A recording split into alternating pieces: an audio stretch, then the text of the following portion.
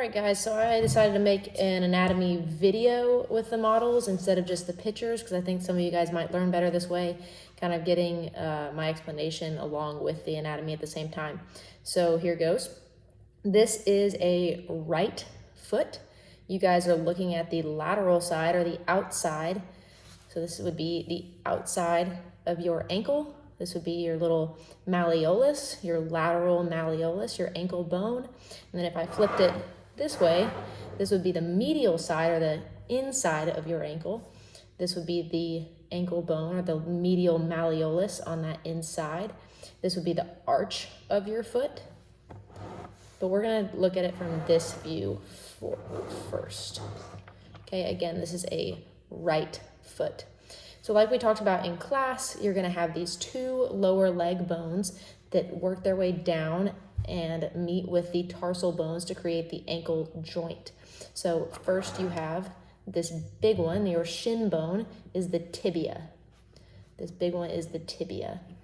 Next to it on the lateral side, so tibia is medial, inside. Lateral side, the skinnier one, the longer one on the outside lateral side, is the fibula. The fibula. And this fibula goes all the way down and creates that lateral malleolus or that lateral ankle bone that you're going to feel on the outside of your ankle.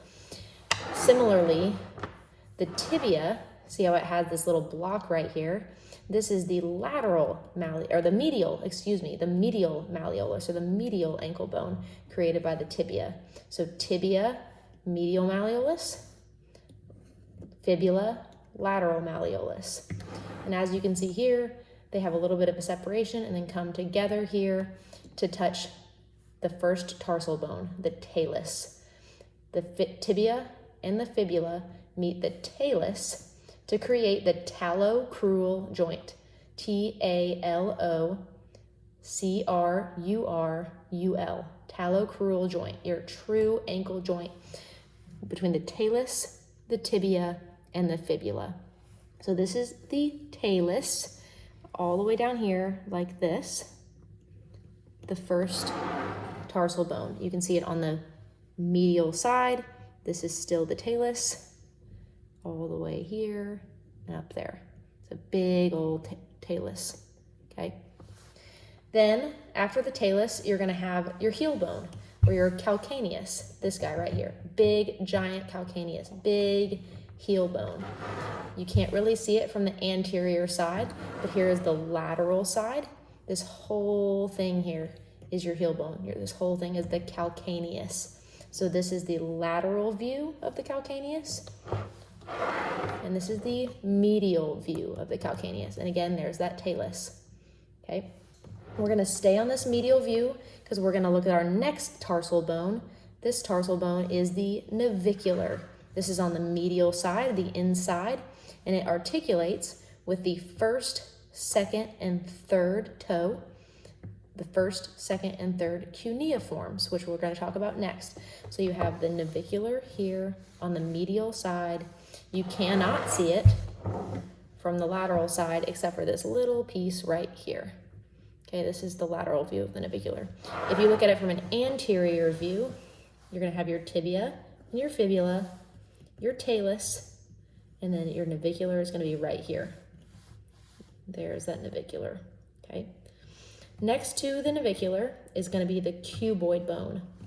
The cuboid bone is here on the lateral side. It articulates with the fourth and fifth toes right here. If you look at it from the lateral view, here's that cuboid again right here. It also touches the calcaneus. Okay, cuboid bone right here. Next to the cuboid bone, if we take it back to an anterior view, cuboid, then you're going to have those 1, 2, 3 cuneiforms. And remember, those are often called the medial, intermediate, and lateral cuneiforms.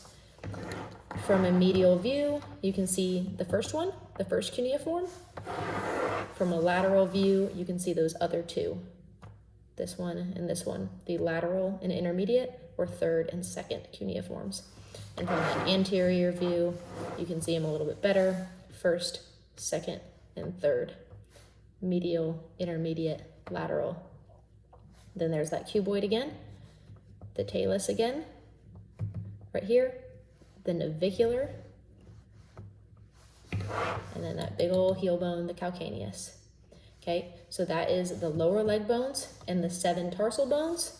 Now we're gonna move on to the metatarsals. You're gonna have 1, 2, 3, 4, 5 metatarsals. The first, second, third, fourth, and fifth metatarsals. All 5 of your toes have one. Lateral view here, medial view here, just like that. Okay, one thing that I do want to note about the metatarsals here is, see this little bony protrusion right here? This is the base of the 5th metatarsal, also known as the styloid process. The reason I'm highlighting this is because it's going to become very important in our ankle tape jobs. We don't want to ever put tape over this because it creates a lot of pain for the athlete. And I'll talk to you guys more about that in my ankle taping video. But just know that this protrusion right here, this prominence, is the styloid process or base of the 5th metatarsal right there. Okay, so those are the metatarsals. Then you're going to go into the phalanges. Remember, the 2nd, 3rd, 4th, and 5th toes have 3. The first toe, or the big toe, only has 2. So you can see that better when I hold it up like this. This guy is a little bit flimsy, I apologize. There we go. So you can see the proximal, middle, and distal phalange. Proximal, middle, distal. Proximal, middle, distal. Proximal, middle, distal. And then this one only has a proximal and distal, but no middle. Okay, so those are the phalanges. Okay, so in total, if you guys want to count all those up, that's going to be 1, 2, 3, 4, 5, 6, 7, 8, 9, 10, 11, 12, 13, 14 phalanges, plus 1, 2, 3, 4, 5 metatarsals, plus 7 tarsals, and 2 lower leg bones. And then lastly, you have on the bottom of your foot, right under the big toe, you have 2 sesamoid bones. 1, 2, they're 2 little P shapes. One is a little bigger than the other. We have 2 sesamoid bones underneath the big toe, and that is all of the bones of the foot and ankle. Hopefully that is helpful to you. As always, let me know if I can do anything to help your understanding better.